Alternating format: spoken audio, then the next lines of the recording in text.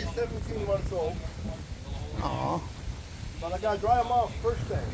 They're cold blooded. You wanna stay over there, man? You do this after your boat ride, you're gonna go soon.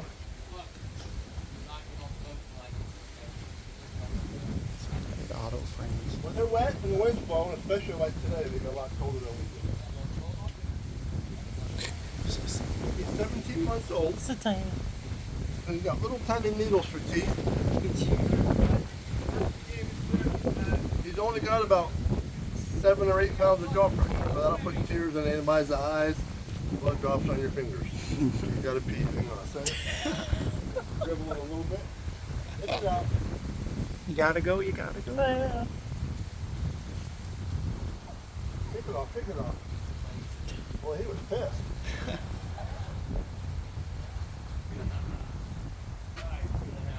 Teardrops and blood drops is what he's all about. And that'll go right through your fingernail like it was butter. Wow. They hatch from an egg. When they hatch out of the egg, the entire body, from the nose to the tip of your tail, is only about that big. Anywhere between 4 and 6 inches long. And the egg itself was a little bit larger than a jumbo chicken egg. But when it breaks open, they eat all the contents, which is the whites or the embryo. That's a 2-month food supply, in case they can't find food right away. Those are the basics. I'm going to give them a little reward for getting out of that tank, so they're not afraid every time I reach in there and grab them.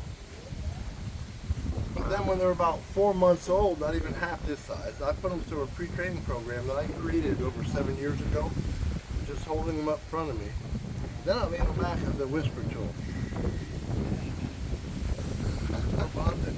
They feel my heartbeat, they know my voice, they learn my smell. I'll do that for 2 or 3 years. But after the first year, I totally trust them not to bite me anymore. So let me put them here, watch your hands. I'm going to hold his head, don't touch the head. But feel the back, it's getting kind of textured, tough, but it's super soft on the side.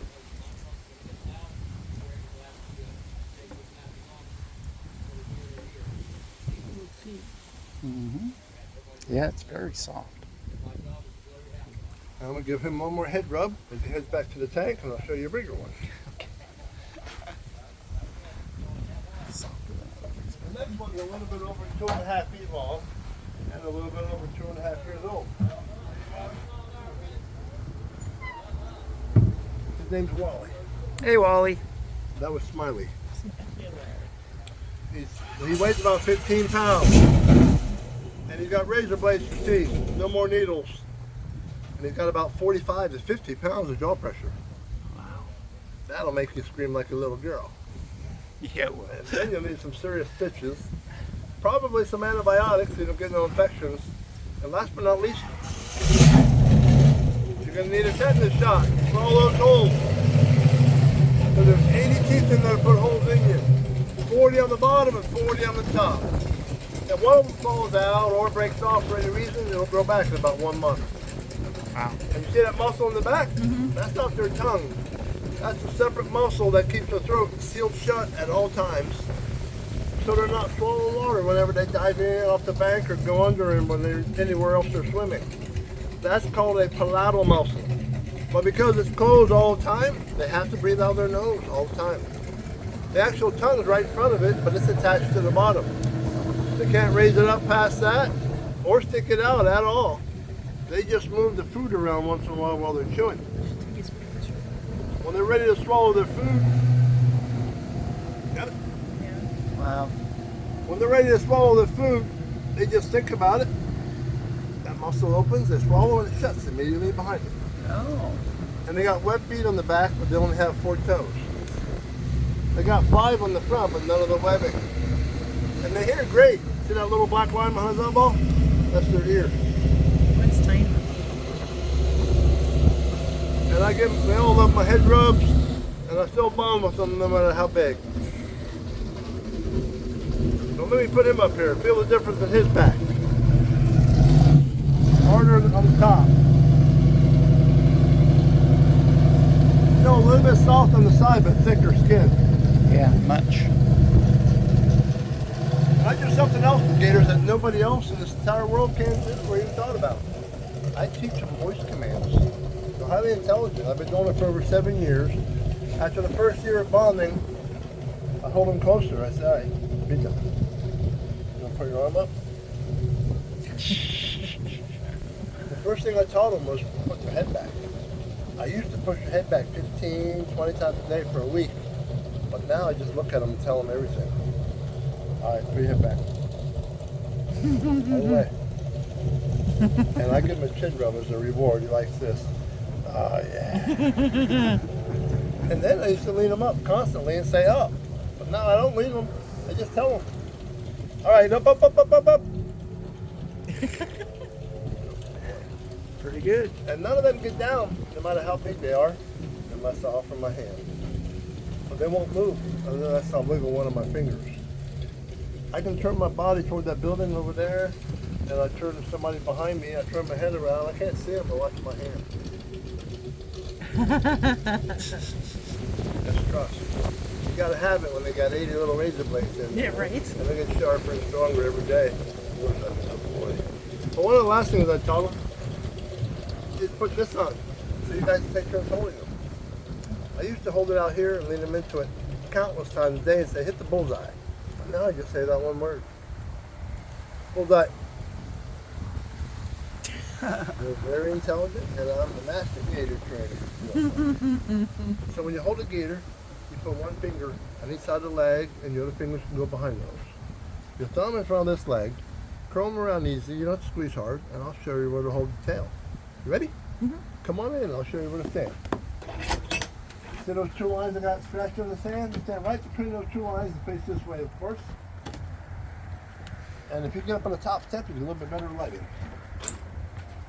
Hold your right hand out. Give that a firm squeeze there. Put your thumb here, but no squeezing. One finger in front. Reach out toward me as far as you can. A little bit higher. That makes it look bigger. There you go. Part of the training is being held. He's very tall because he sees me in one eye, and he's got the other eye on the holder.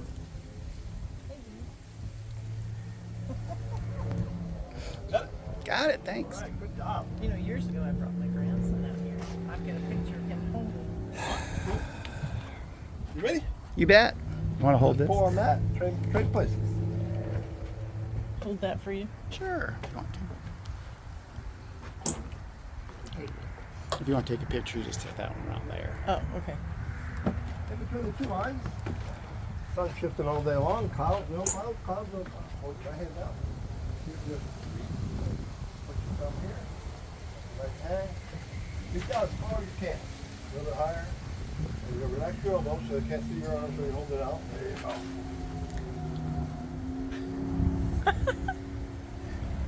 Very calm.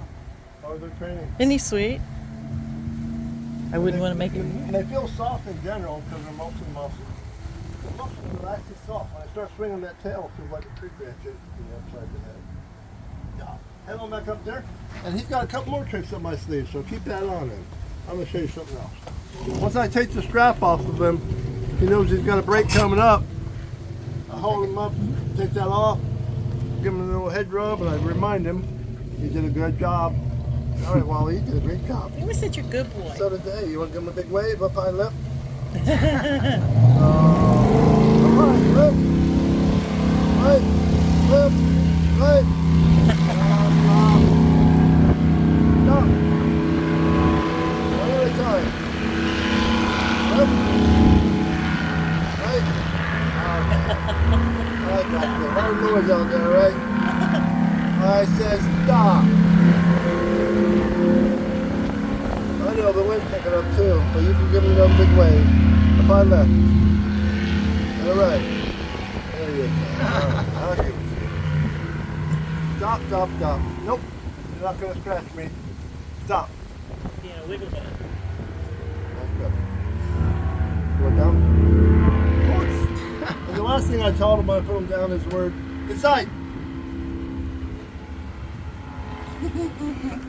And stay off the computer.